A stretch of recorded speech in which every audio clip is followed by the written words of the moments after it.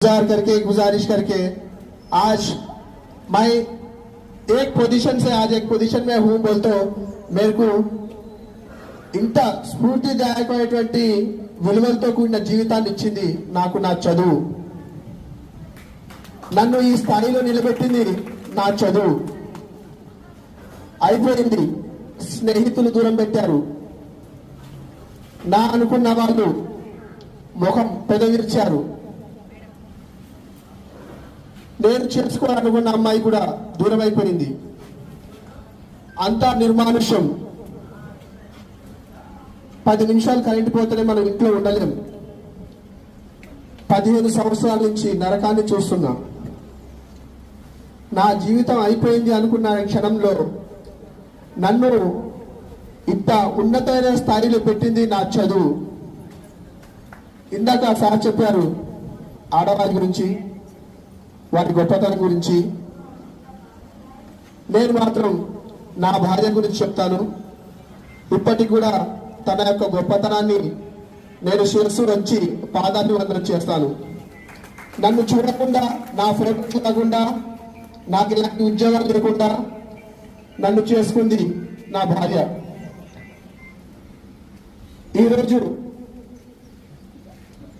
తన యొక్క బంధువులు కూడా తనని చేసుకుంటున్నావు, ఒక పని ఎలా పోషిస్తాడు, నీ జీవితాన్ని నాశనం చేసుకుంటున్నావు అని చెప్పినా కానీ ఎవరి మాట వినకుండా తను మరి ఏ ధైర్యంతో నన్ను చేసుకుందన్నది కూడా, నేనైతే అమ్మాయి ప్లేస్లో ఉంటే నేను చేసుకోను చెప్తున్నాను కదా. కానీ తను చేసుకుంది అంటే నాకు ఇప్పటికి కూడా ఎలాంటి రక్త సంబంధం లేకుండా బయట అమ్మాయి తను వచ్చి నా జీవితాల్లో వెలుగు నింపింది. ఈ విషయంలో నేను ఇప్పటికీ ఇంకెప్పటికైనా కానీ సరే తనకు రుణపడి ఉంటాను. ఇంకా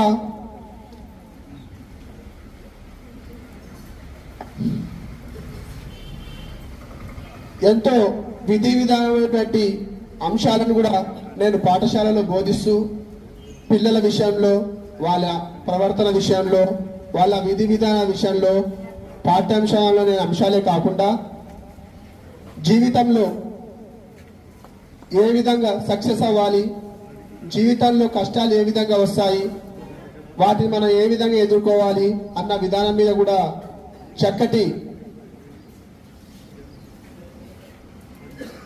విషయాలు